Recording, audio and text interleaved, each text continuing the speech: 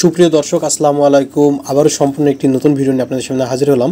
আজকে এই ভিডিওতে দেখাবো ক্যামটাসিয়া দিয়ে কিভাবে আপনি একটি ভিডিও ক্রপ করে কেটে নেবেন। অর্থাৎ সাপোজ মনে করুন আমার যে ভিডিও আছে এই ভিডিওর এই অংশটুকু আমরা কেটে নেব বা এই অংশটুকু ব্যাকগ্রাউন্ডটি কেটে বাদ দিব, সেটা কিভাবে সম্ভব সেটা দেখে নেব আজকের এই ভিডিওতে।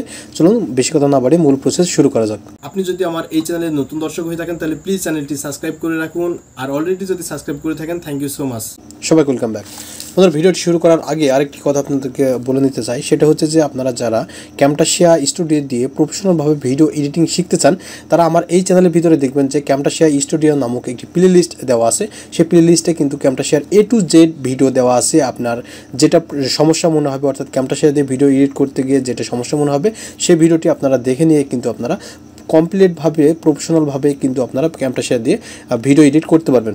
যাই হোক, এখন যেটা করতে হবে, আপনি যেই ভিডিওর ব্যাকগ্রাউন্ড বা যেই ভিডিওকে আপনি ক্রপ করে কাটতে চান, অর্থাৎ দুই ভাগ করতে চান, সেই ভিডিওটি আপনাকে সামনে আনতে হবে। এর জন্য আপনাকে যেটা করতে হবে, প্লাস যে এখন দেখবেন, প্লাস এখানে ক্লিক করবেন, এরপর ইম্পোর্ট মিডিয়া জাস্ট এখানে ক্লিক করে দেবেন। এখান থেকে আপনার সেই ভিডিওটি সিলেক্ট করে নিয়ে জাস্ট আপনারা ওপেনে ক্লিক করে দেবেন। ওপেনে ক্লিক করে দেওয়ার পরে আপনারা এটা এখানে লং প্রেস করে ধরে এখানে মুভ করবেন, শিফট করবেন, টাস্ক 1-এ সিলেক্ট করে রাখবেন। ওকে, এরপর দেখতে পাচ্ছেন যে এই পজিশনে চলে আসবে। আপনারা এটা কিন্তু এখানে লং প্রেস করে ধরে এটা মুভ করে ছোটো বড়ো করতে পারবেন।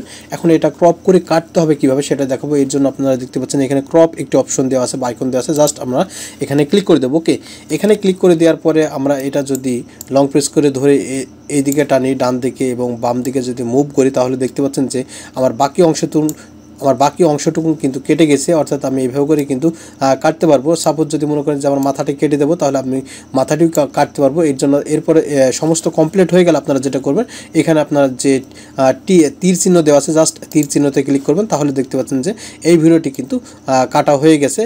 আপনারা দেখতেই পাচ্ছেন। এখন আপনারা যেটা করবেন, এই ভিডিওটি যদি সেভ করতে চান তাহলে আপনারা শেয়ার আইকনে ক্লিক করবেন। শেয়ার আইকন থেকে লোকাল ফাইলে ক্লিক করবেন।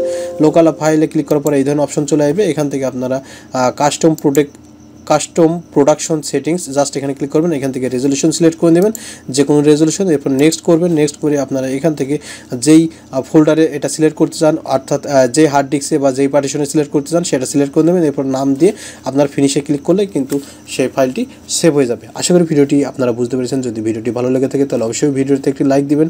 আপনি যদি আমার এই চ্যানেলে নতুন দর্শক হয়ে থাকেন তাহলে অবশ্যই আমার চ্যানেলটি সাবস্ক্রাইব করে রাখবেন। অলরেডি যদি সাবস্ক্রাইব করে থাকেন থ্যাংক ইউ সো মাচ।